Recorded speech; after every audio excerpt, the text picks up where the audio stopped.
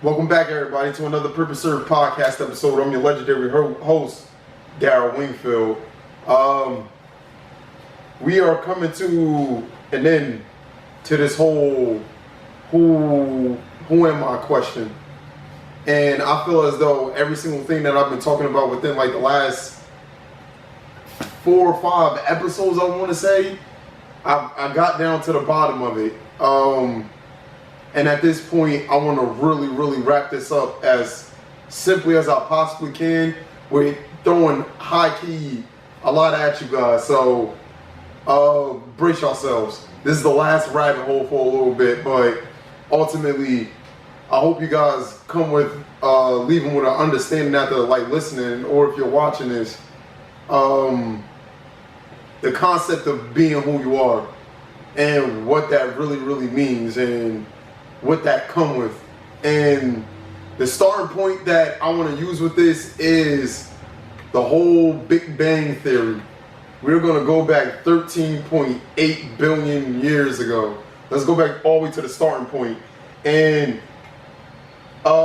there's this cosmic calendar that they have, and it was made by Carl Sagan, a scientist, and he pretty much mapped out the whole universe in a matter of like 12 months and condensing it in a time scale that for anybody to like kind of understand the vastness of time and space in itself. And through me explaining this, I'm going to highlight the importance of, due to the fact of how expensive we think everything is, us being in that, we matter just as much, and we're not like a speck to this whole entire thing, but we actually do matter, and what we do matter, and also how fast time actually go. So if the Big Bang 13.8 billion years ago was January 1st midnight, the solar system that we occupy right now, that would be in like September, in the grand scheme of things. If we're thinking about right now and we looking at light going all the way back to January 1st midnight, and recorded history, which we know is between 3,000 and 5,000 BC, that we know of. Could be older than that, but from what we know, people started writing things down. That would be 10 seconds ago in the cosmic calendar. So we just went from January 1st to September to 10 seconds ago real quick. And within those 10 seconds, just to give a retrospect of even that time period in itself being 10 seconds ago, you have the Old Testament that was created, Buddha, Muhammad, Christ, all of this, the way of religion. And that was in a retrospect 10 seconds ago in regards to everything. And about 1.2 seconds ago, Christopher Columbus landed here in America. And about a fraction of a second ago, we've experienced 2 world wars, Cold War, and about point of a second, we're living in the year 2000. So with that being said, it's like so much time that just went by just like that at a snap of a finger. And on this cosmic calendar, it also says that a human life is a blink of an eye in regards to this cosmic calendar, and that's 100 years. So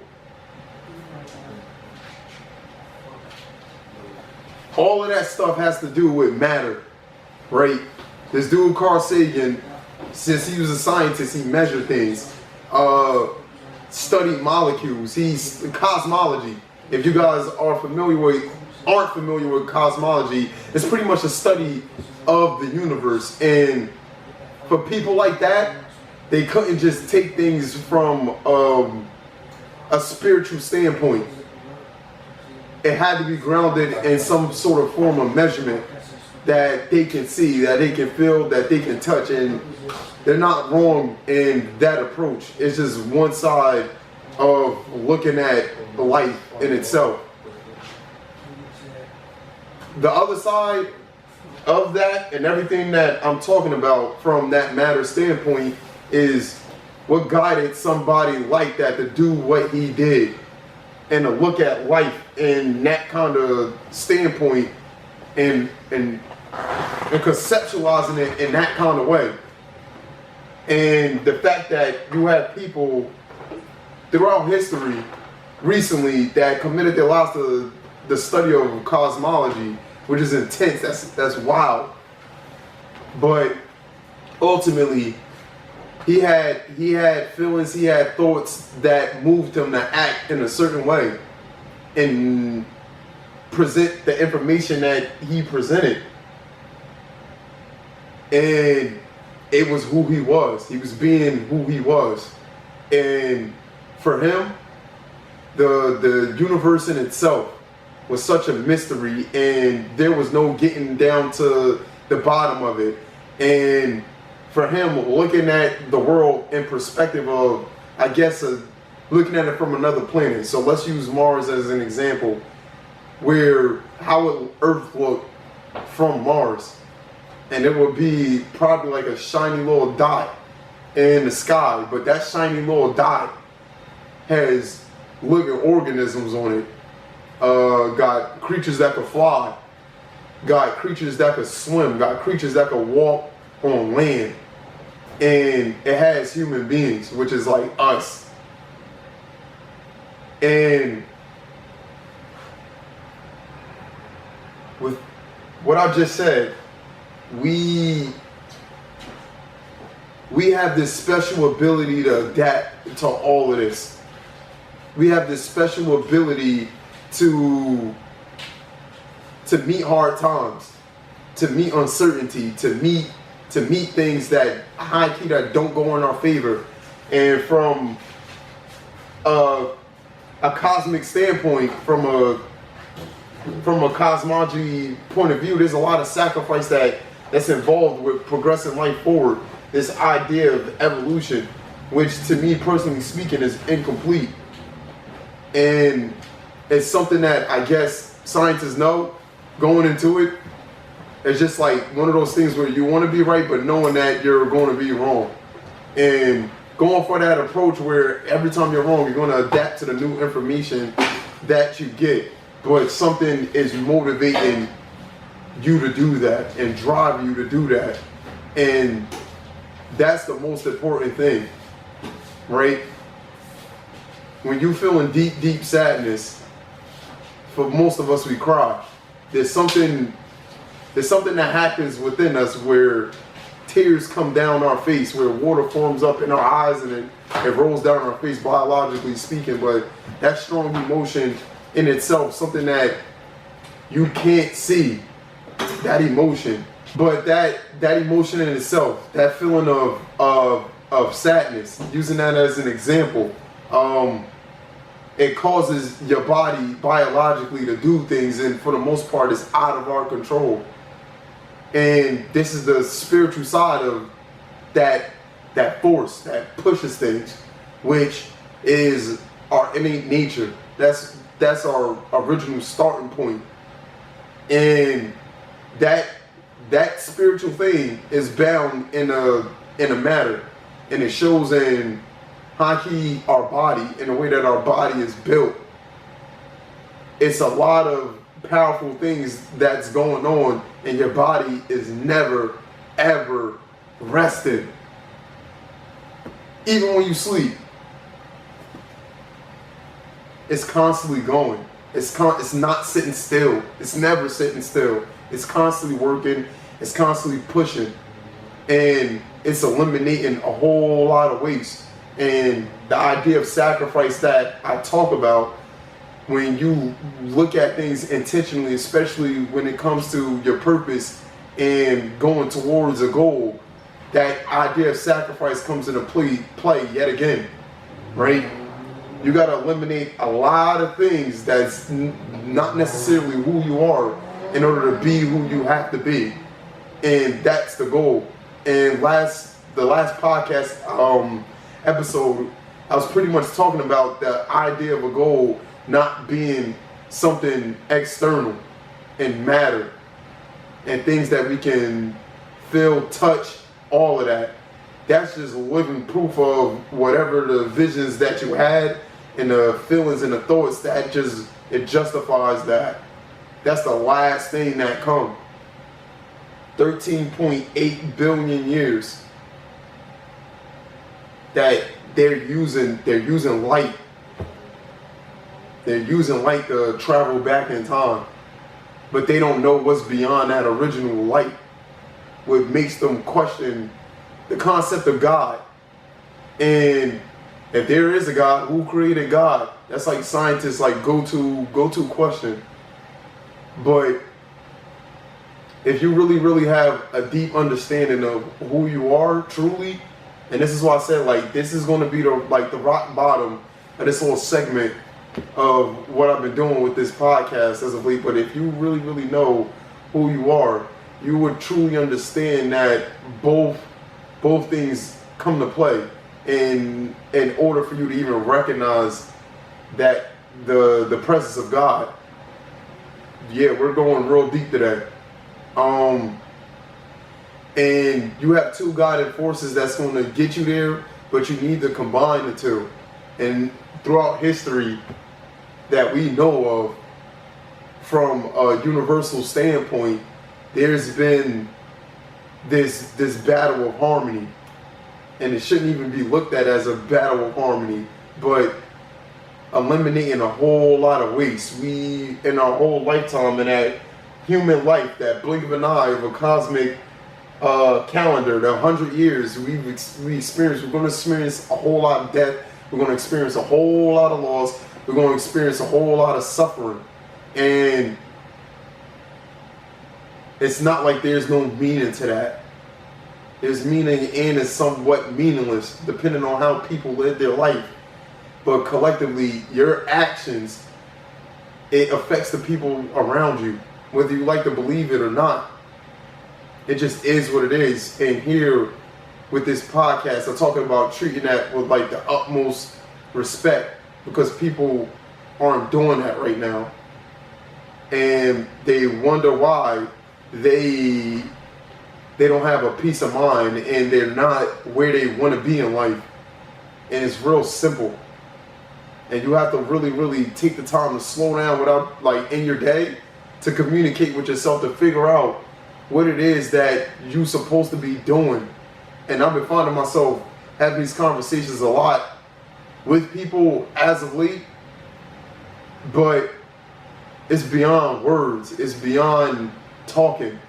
It's literally in your behavior. It's rooted in your habits.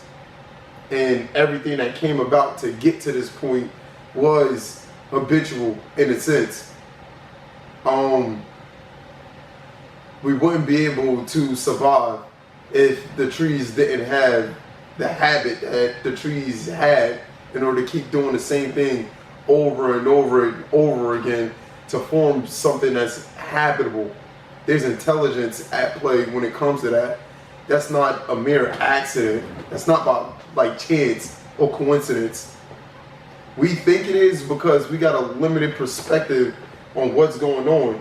And going back to this cosmic calendar, we have not been here long at all. And we're still trying to figure out a whole lot. So high key, we're really dumb as hell. But that's good. Going back to what I said about like 15 minutes ago, we were built to adapt. We went from like hunting gathering societies to like full-blown civilizations that just seem to like know how to just mass produce like crazy and migrate to different parts of the world when at some given point that wasn't accessible to us. It's a process. It's a building block. Just like every single thing, like I keep mentioning, that came before human beings walked the earth. And then after that, you gotta look at what came before Earth, what came before the solar system, what came before all of this. Because due to the fact that we're literally, God's last thing that he created, we're essentially like the babies of creation. So we don't know nothing. We're kids that's still trying to explore what's around us. And I think that collectively speaking, that wonder has tremendously got dark, and that curiosity and that courage to look out into what's out there is dying out because we killed that kid in us. And this is funny. I got Johnny right here on the side of me, and we recently just had a conversation about that at Barnes & Noble about keeping that inner child in you alive. And if you look at how kids carry themselves in the world, they ask so many questions. They're so curious. Life excites them. It's not dull. It's not boring. Because you got to think of it. Pretty much they get a lot of new experiences almost every single day. Imagination. Creativity. There's a starting point to all of that. And like I said, it just meets something that came before matter. And going back to probably like, I don't want to say like, this has been way back in the podcast episodes, and I was talking about emotions in itself, separate from, I guess, how we view them. Like, for example, something as simple as this, which I learned from Grace. Instead of saying I'm mad, say I'm feeling mad, because you're not that emotion. It's just something that you're connected to, and that emotion is going to breeze by, and something else is going to come by to replace it. And when we're not aware of that, we act impulsively. When we don't understand that these emotions are the driving force. Carl Sagan created this whole cosmic calendar due to the faculties of what I just talked about. He was moved to do it. His emotions. He was feeling a certain type of way. He wasn't the emotion, but he was feeling a certain type of way and did it. And going back to me personally with my basketball journey and how I got here, it was literally the same exact thing. I was driven by something that seemed that it was literally beyond me, and I had to go there. And the starting point, I'm not even going to lie, will always be love. Unconditional, first and foremost. And you have to have that for yourself. And if you have that unconditional love for yourself, you're going to learn a simple rule of just being. Just being. And I walk around a lot, and I look at trees and I stare at trees. I look at the clouds and everything. And one thing in particular that stood out to me is just that a tree's starting point. And a tree that I'm looking at most likely came from another tree. And this tree that it came off of was able to produce fruit and produce the potential for that same essence of what it is. That's life. That's literally life. And that takes a whole lot of nurturing and caring and time. And what we think of time, time is really, you know what I mean? It really, everything goes by pretty quickly. It really, really does. So that's why it's good to stay in the moment. The moments are the most powerful thing that we get to experience, and we get to experience that simply through breathing. In and out. But that in and out that I just talked about causes that mind and body problem that I was, beating on a dead horse in the previous podcast that I had. That division. When division is seriously not real, and when you recognize that division is not real, you're going to find yourself, your true self. And in that true self is holding that gift that you've been looking for. And everywhere but the right place. And that gift was given to you. It's been waiting for you. And it was there before you even existed. And if you truly know yourself, you're gonna know all of the stuff that I'm saying. It's not gonna be crazy. because we all come from that same starting point, going beyond that 13.8 billion years of the Big Bang. We can't see beyond that light, and we're trying to look so bad outside of ourselves. Yet again, what I'm talking about, something drove us to make a tool, to use something like a telescope to look out there and understand the concept of light in itself, which is crazy. That goes to show how powerful our brains are, our mind, not even our brain, but our mind, and what we're tapped into, because it's not ours, it belongs somewhere else. And when you understand that place of belonging, that true place of belonging, you'll be untapped. No bounds. But it takes a whole lot to get to that point. It takes a whole lot of discipline. It takes a whole lot of stillness. It takes a whole lot of focus. And with basketball, though, it taught me that. And for me, the approach that I took was different from everybody around me. The competition that was around me, they like hooping with each other, like practicing with each other. And for me, I adopted the Kobe mindset, where I wasn't going to be practicing with my enemies, people that I'm in competition with. We're not friends. And for me, I had to go into an isolated place. And this isolated place for me was like, I don't know. It was like a home. It was like a home away from home, where time stood still. And this is the place that we're trying to get to. The moment, being in the moment. Y'all probably heard the term being in the zone, but a lot of y'all probably never experienced being in the zone. I've experienced it a lot. And what triggered it for me was playing basketball and being so locked into what I'm doing, I lose track of time. And it started with me practicing. And you guys heard it at this point. If you're new to this, I will practice religiously. And I wouldn't practice just to practice. There was a goal. There was a purpose. There was a goal. Basketball was the service. So through basketball, essentially speaking, at the time, I was serving my purpose. And it was two things that was essential to me: quality and quantity. How many times was I practicing, and how well was the practices that I had? How intense was the practices that I had? Especially if there was nobody around me. How can I simulate being in the zone? So it was about the intensity of the practices that I was having, and visually putting myself in places where I know in situational, in a game, in situations that I was going to be placed in those same situations.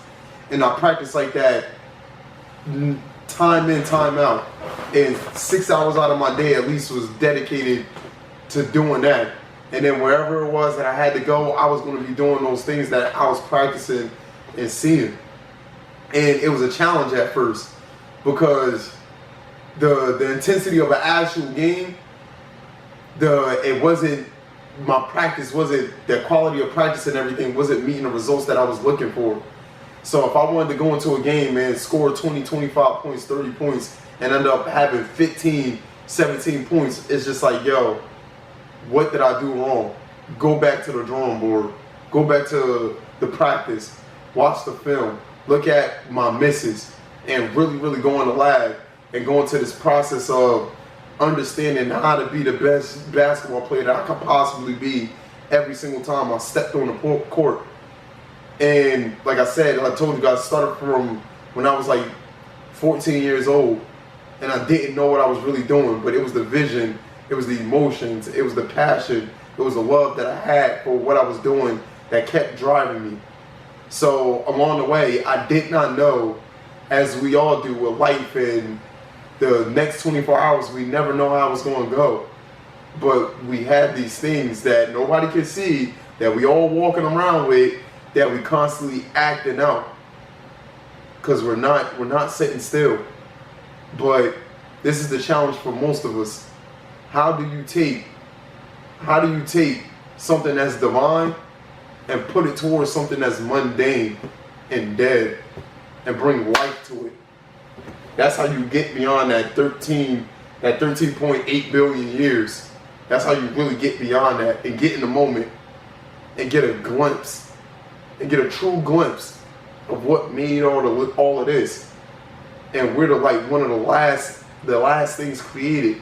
And high key, 99% of things that was made before this period don't even exist anymore within matter. But all of that was a process to get us where we are right now, to be these adaptable creatures that can make like fucking phones and buildings and I don't know, all different type of weird stuff.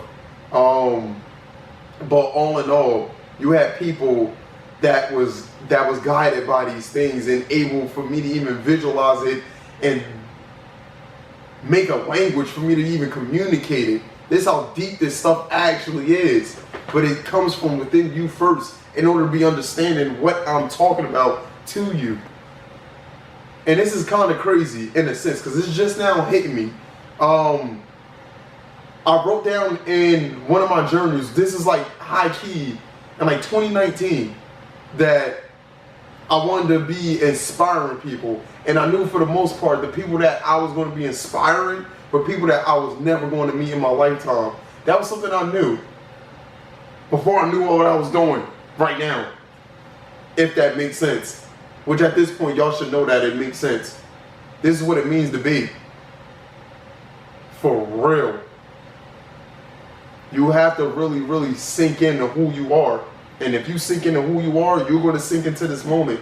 And this moment is going to reveal to you what you have to do. Don't shy away from that. I repeat myself constantly with saying something like that. And that takes tremendous courage, and that pushes that needle of us being adaptable. And we can't be shying away from something like that, because that's shying away from that light that goes beyond that 13.8 billion years. That came after the fact of what I'm talking about, which we all are making our way back to as we speak. That 100 years, human life, blink of an eye, and most of us don't even see that 100 years, you know? Life go by pretty fast, and you have to really, really seize the moment, and you have to be. Anything that comes after that I am, that's not really who you are. That's just added on layers. That's just the added on layers. Strip that away and figure out who you really are. And that's, like I keep saying, it's going to tell you what you have to do and who you have to be. This is like the last time at the moment where I'm going to say, don't be an example of nobody else. Live your life. Because if you don't live your life is dead. And that brings me to the end of this podcast episode. Took an apple. Most people see the apple and they're like, oh, nice, but they don't know where it originated from, which is a seed, which is within you. But to eat the apple, absorb it, really see it, go through the layers, and then get the seed, and then plant it. But it's crazy, right? The most important thing of that apple is that seed. It's not the apple in itself. Exactly. That's essentially who you are. But when you pick up that apple, do you see that seed? No. That's exactly what you were saying. You have to keep going through that layer to find out who you are, so that when you realize who you are as a seed, you can plant yourself in different areas and see it grow. It's, you can't, like, if you want to get an apple tree, you want to get a full apple and put it on the ground. Yeah, that's dumb. Strip it down to its fullest, simplest form. But why wouldn't you put a full apple in the root? Because in the soil. It has a bunch of layers. Ego, who people tell you to think is what you're saying the whole time. But that's just like a physical representation of what you're saying. That was, yo, we're keeping that in there. That was fire, bro. But I know for you it's just like, duh. That just pushed me like months ago. But ultimately speaking, it's how do you tap in to that seed, knowing that it's going to be that apple. Having the patience to let it plant it. It's even like the example I give, like for you to go down to that seed would be different. Would be like the onion. The more you peel a layer, the more it gets that reaction out of you. The deeper it is, the deeper it gets. And once you get to that root, it's like you become strong as hell. And then, but it's important to, when you find who you are, to plant yourself somewhere. Because if you don't, then you become a seed. Do you know what like a seed do, especially like an acorn when it hit the ground? What it does? The wind pushes it, animals, whatever, and it finds a little place, and then it germinates. It's nuts. Coming out like.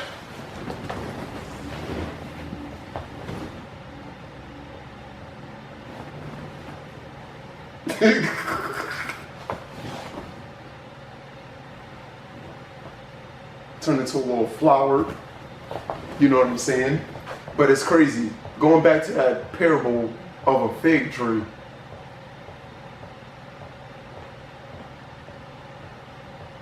If this tree bears bad fruit, Curse it. that tree ain't gonna grow no more. That tree's dead.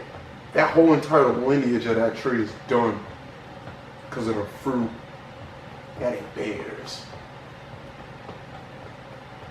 That's essentially that tree getting purified and burnt up. You don't know who you are. Doesn't matter what you do with your life and how big you become. If it bears no fruit, what's the point? It's interesting. We're no different high key from a tree. We low key got the same makeup as a tree. Yeah. But a tree knows that I'm a tree. I don't gotta think of like being anything else. Even though we're made up from the same thing. A rabbit, that is crazy. All of this craziness of these things having self-knowledge, bro. Essentially speaking, that's self-knowledge. It don't have to be taught that. So why do we as human beings have to be taught low-key everything?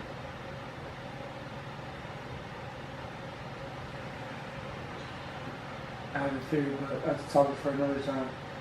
And we'll end this now because we'll go deep into the rabbit hole again. So yeah, if you guys are looking to get y'all lives on track and create a true personal development journey within yourself that's centered around your well-being, most importantly, becoming your goal, living out your purpose, and serving other people, and not just yourself. Go in the description below. Go on to the Purpose Serve, the online store. Download the ebook. Get the digital worksheets. And I'm soon going to have mind maps. So it's going to go with these ebooks. But at the moment, that's what's available. If you guys want to show your support. And yet again, I appreciate every last one of y'all that be tapping in, watching, listening, wherever you are.